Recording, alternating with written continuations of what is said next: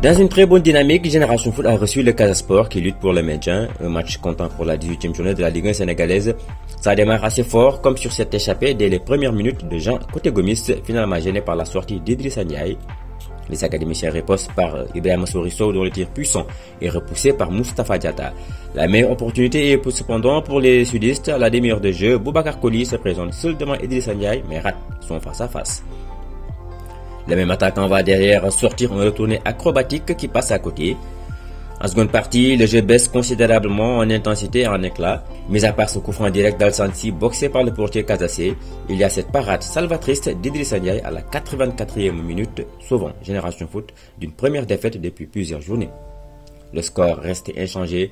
Le coach Pape Boubacar Gadiaga reconnaît que ces hommes ont été bien bousculés en première période. Que nous, on n'a pas eu cette justesse technique, peut-être à cause du terrain, aussi peut-être que aussi à cause des duels qu'on a subis, parce qu'ils nous ont laissé beaucoup de plumes sur les duels.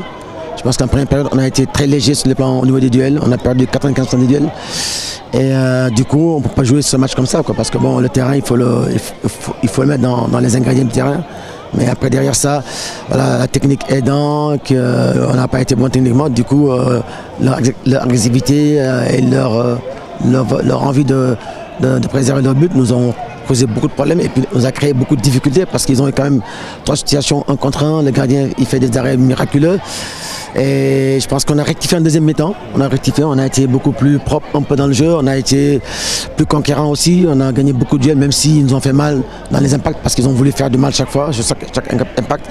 Mais je pense que voilà, sur la deuxième période, on est rentré mieux dans le match que la première, donc du coup, voilà, on retiendra que la deuxième où on n'a pas été en difficulté, qu'on peut avoir des bonnes situations pour marquer, mais bon. C'est un match à oublier vite parce que voilà, c'est un point qu'il faut prendre et essayer de gagner le prochain, Inch'Allah. Sur d'autres pelouses, le Djaraf a battu sur le fil la Linguère 1-0. Walidane et Gorée ont fait match nul 0-0 dans ce qui était le choc au sommet.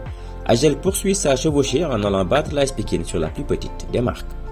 Le Djaraf avec 33 points est nouveau leader en faveur de la différence de but. Gorée chute à la deuxième place, tout comme Génération Foot au 6e rang avec 26 unités. Le championnat va observer cependant une trêve d'une dizaine de journées. Au retour, Génération Foot ira défier Guédiawaye FC dans le cadre de la 19e journée.